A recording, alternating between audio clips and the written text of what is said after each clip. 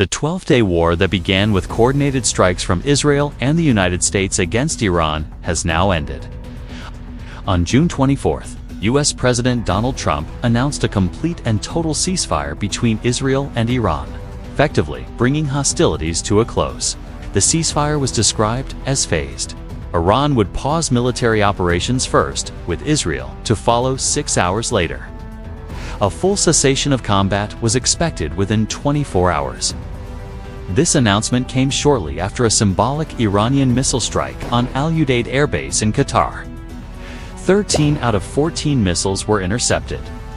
One barely impacted near the perimeter, with no casualties. Iran labeled the attack as symbolic and proportionate design to signal strength without triggering escalation. President Trump downplayed the attack, calling it very weak, but used the moment to frame the ceasefire as a major win. He thanked Iran for providing early warning and credited Qatar's diplomacy.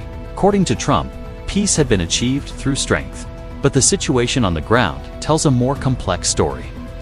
While Iran paused its direct attacks, Israeli officials accused Tehran of violating the ceasefire agreement within hours of the announcement. Air raid sirens sounded in Beersheba and northern Israel, following reports of rocket launches by Hezbollah. In Tehran, Iranian officials clarified that military operations would only fully cease if Israel stopped its own strikes on Iranian soil.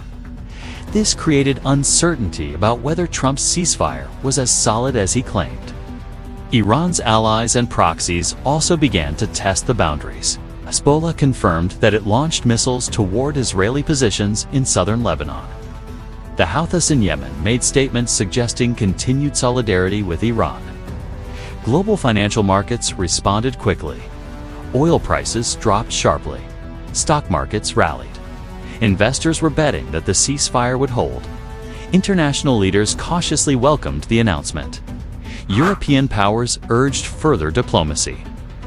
Russia and China praised the ceasefire's role in preventing a broader war, while warning that Israeli strikes could easily unravel the fragile agreement. In the region, however, the ceasefire feels more like a timeout than true peace. Qatar's airspace remains closed. U.S. bases in the Gulf are still on high alert.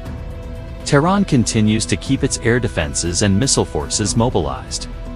Iran's parliament maintains its position. If Israeli attacks resume, closing the Strait of Hormuz is still on the table. Iranian officials insist they stood firm, endured the attacks, and responded with dignity. Many inside the country now view this outcome as a strategic victory. Iran endured nuclear site bombings, economic threats, and global pressure and yet emerged from the war without capitulation. This ceasefire marks a pause in the fighting. But the deeper hostilities, the nuclear debate, the regional rivalries, the unresolved grievances remain. Will Israel fully honor the ceasefire? Will Iran shift back to war diplomacy or prepare for the next phase? And will the world seize this moment to move beyond missiles into meaningful peace? This is not the end, but it may be the beginning of something new. This is Shadows of Strategy. Subscribe now to follow our next documentary. Can Iran and Israel turn 12 days of war into lasting peace? Because the war may be over, but the story isn't.